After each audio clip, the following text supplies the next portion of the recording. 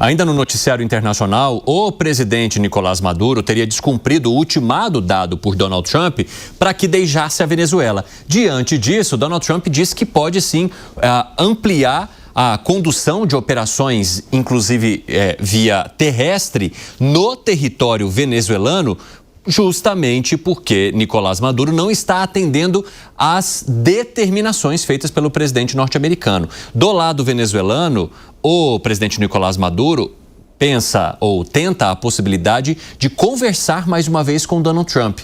Onde você acha que essa história vai dar, hein, mano? Evandro, eu diria que é imprevisível, é impossível dizer o desfecho, porque em se tratando de Donald Trump, tudo pode acontecer, inclusive nada, né? O que a gente... inclusive, existe já uma expressão que se popularizou em relação às maiores ameaças de Trump, que é o Trump always chicken out, né? Que seria o Trump na hora H amarelo, ou seja, ele coloca as promessas mais graves e mais impressionantes. Então ele diz, vamos invadir a Venezuela.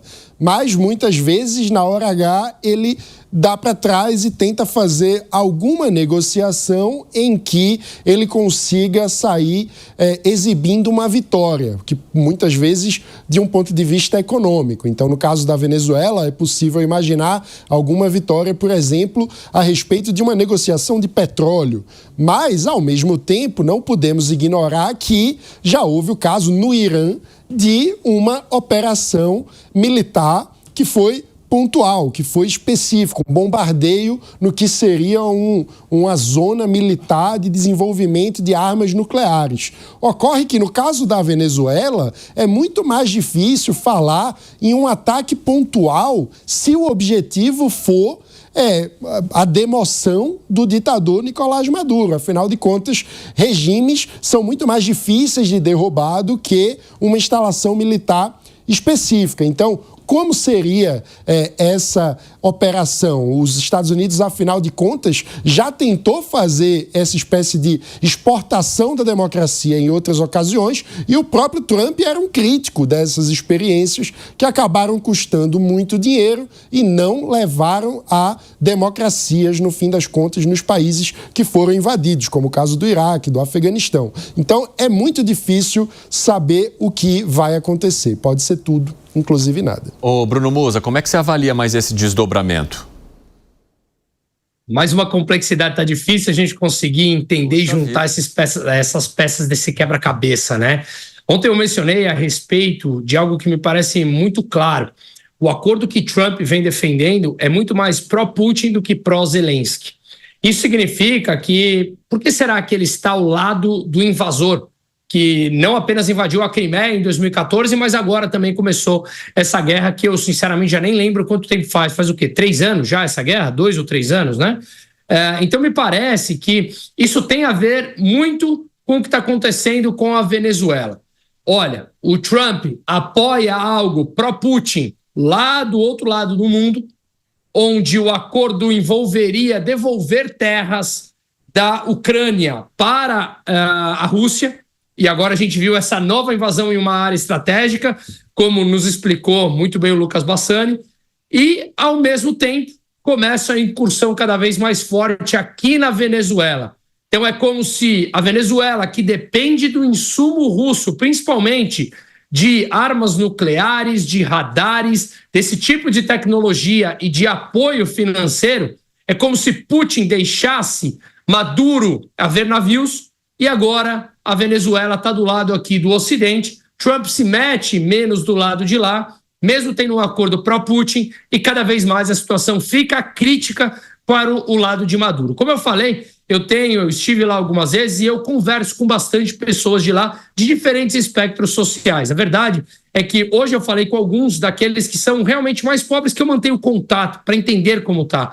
Parece que reacendeu umas chamas deles de esperança. E veja, aquilo que nós vivenciamos, que eu expliquei lá no documentário, você vê pessoas sem nenhum tipo de esperança. Então, qualquer chama nasce algum tipo de que algo possa mudar. Então, me parece que, juntando essa guerra geopolítica de todos os lados do mundo, me parece cada vez mais que o Maduro começa a ficar, ou já está bastante fragilizado, mas o grande ponto aqui não é retirar Maduro, isso já me parece uma condição que ocorrerá sim ou sim.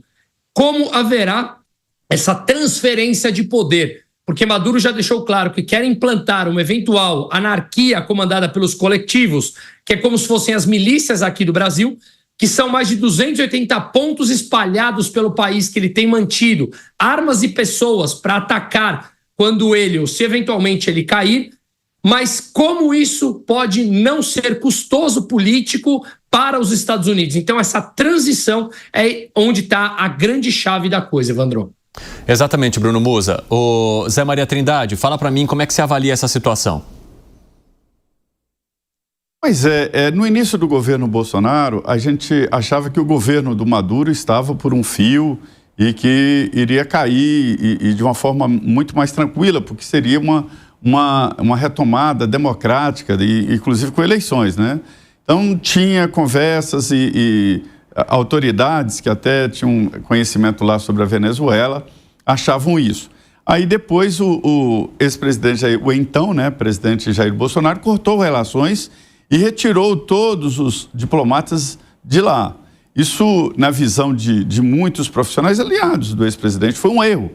Um erro muito forte, porque o Brasil ficou sem informações da Venezuela. Porque numa embaixada, tendo lá uma representação, mesmo um escritório de negócios, né, o Brasil seria municiado de informações de como estaria lá, como eram os movimentos de oposição e assim por diante. Com a retirada, zerou o fluxo de informação. O presidente Lula chegou, restabeleceu, a embaixada lá estava invadida, abandonada, houve todo um trabalho, inclusive, de reforma física lá do prédio, e colocou não o embaixador, mas o encarregado de negócios. Então, o fluxo de informação começou a voltar. E Maduro continuou, todos achavam que ele ia cair, continuou. Só que agora, o adversário dele é muito forte. E Donald Trump, veja bem, Donald Trump está lutando pela paz no mundo. Veja como é complexo dizer isso e como é difícil de acreditar que a beliculosidade dele pudesse servir exatamente para a paz. Essa guerra demorada lá da Rússia e da Ucrânia, que tem que acabar, chegou um ponto da Ucrânia que tem que ser a paz a qualquer custo. E também a Venezuela. Independente do efeito colateral, o Maduro tem que sair para a liberdade do povo venezuelano e até para movimentar o comércio de petróleo internacional, né?